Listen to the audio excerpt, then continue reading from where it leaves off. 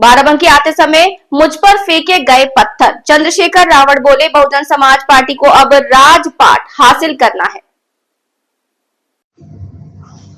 UP के बाराबंकी में रविवार को आजाद समाज पार्टी के कार्यक्रम में राष्ट्रीय अध्यक्ष और नगीना से सांसद चंद्रशेखर आजाद रावण पहुंचे।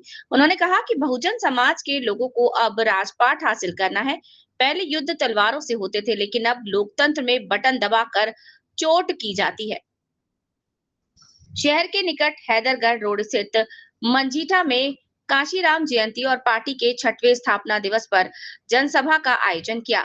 इस दौरान चंद्रशेखर आजाद रावण ने प्रदेश सरकार पर निशाना साधा। कहा कि प्रदेश सरकार लगातार कानून का राज होने का दावा करती है, लेकिन प्रदेश में खुलेआम हत्याएं हो रही हैं।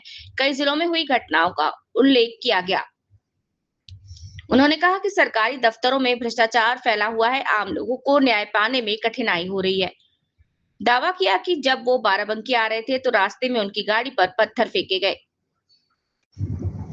ये पत्थर उन पर नहीं बल्कि प्रदेश सरकार के उन दावों पर फेंके गए जिनमें कानून व्यवस्था मजबूत होने की बात कही जाती है।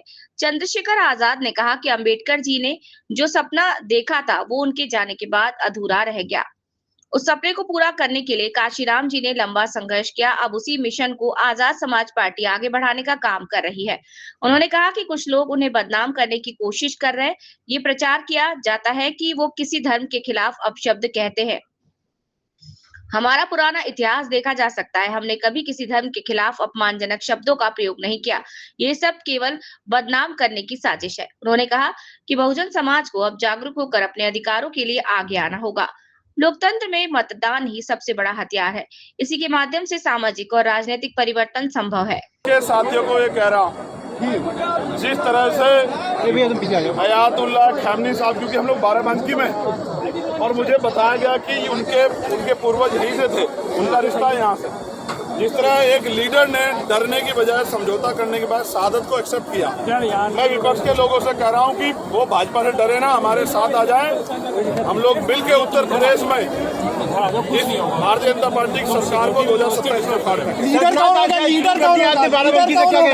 लीडर कौन होगा? जो बात आप कह रहे हैं उसका लीडर कौन होगा? आजाद समाज पार्टी ही मुकाबला कर रही है यूजीसी या कोई भी मामला, बाकी सब लोग तो चुप है।